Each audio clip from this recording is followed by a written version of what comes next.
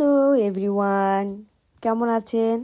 আজকে দেখুন একটা আনকমন একটা জিনিস যেটা আমি এর আগে একবার বানিয়েছি, এখন আবার বানালাম। এই যে বিটরুট, এটার নাম হচ্ছে বিটরুট। এটা অনেকে জুস করে খায়, কেউ রান্না করে খায়, কেউ আবার সালাতের সাথে খায়, কেউ আবার ভাজি করে খায়। তো আমি ভাজি করে খেলাম, আমার কাছে এত ভালো লেগেছে যা মানে বিশ্বাস করার মতন। এর আগে আমি বানিয়েছিলাম, অত ভালো লাগেনি। এবার বানিয়েছি, আমার কাছে খুবই ভালো লেগেছে। আমি এভাবে ভাজি করে এই যে পেঁয়াজ, রসুন এবং কাঁচামরিচ বা লবণ, একটু সামান্য লবণ দিয়ে আমি এটাকে ভাজি করেছি। ভাজি করার পরে আমি এটা ভাত দিয়ে খেয়েছিলাম। অনেক অনেক মজা হয়েছে। তো এই বিটরুটটা অনেক ভালো, অনেক। যারা যারা মানে কাঁচা খেতে পারে না বা জুস খেতে পারে না, এভাবে রান্না করে খেতে পারেন।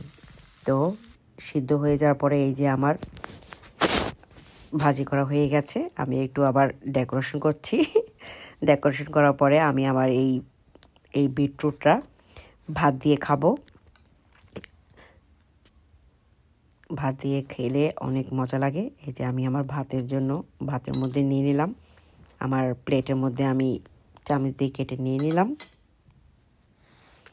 কিছু শসাও নিয়ে নিব,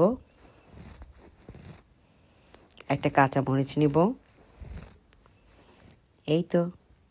আর আগে আমার মুরগির মাংস রান্না করা ছিল, সেই মুরগির মাংস 2 টুকরো আমি নিয়েছি।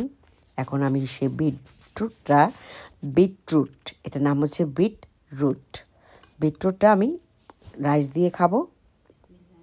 তো কার কার এরকম বিটরুট খেতে পছন্দ হয়, এভাবে না খেলে জুস করেও খেতে পারেন, অথবা সালাতের সাথেও কেটে খেতে পারেন। এটা অনেক উপকারিতা আছে।